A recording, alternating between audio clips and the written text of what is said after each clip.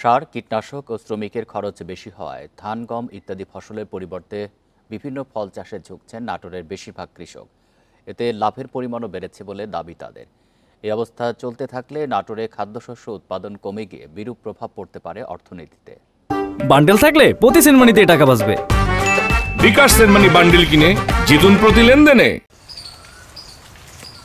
নাটোরের একদিকে হালতি বিল, অন্যদিকে চলন বিল। বর্ষায় বিলগুলো পানিতে টইটম্বুর থাকলেও শুকনো মৌসুমে বিস্তীর্ণ এলাকা জুড়ে ধান, গম, পাট সহ বিভিন্ন ফসল আবাদ হতো। তবে এখন পাল্টে গেছে সে চিত্র। কৃষকরা রবি শস্যের বদলে আবাদ করছেন আম, লিচু সহ বিভিন্ন ফল। কৃষকরা জানিয়েছেন, রবি শস্য আবাদে দিন দিন খরচ বেড়েই যাচ্ছে, তবে সে তুলনায় তেমন লাভ হয় না।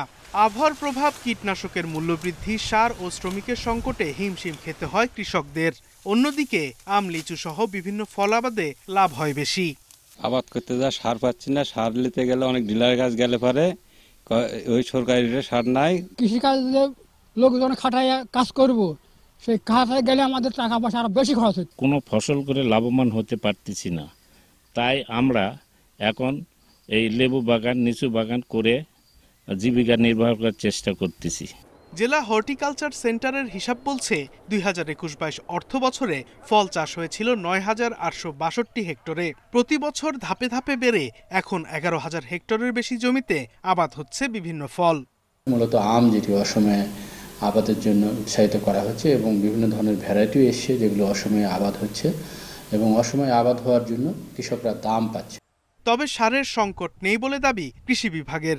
আর এ নিয়ে কেউ কারসাজি করলে আইন অনুযায়ী ব্যবস্থা নেওয়া হবে বলে জানিয়েছে জেলা প্রশাসন। ডিলাররা অধিক মূল্যে যে সার বিক্রি করে, এই ধরনের কোনো অভিযোগ বা কোনো রকমের কোনো কমপ্লেইন আমাদের কাছে আসেনি।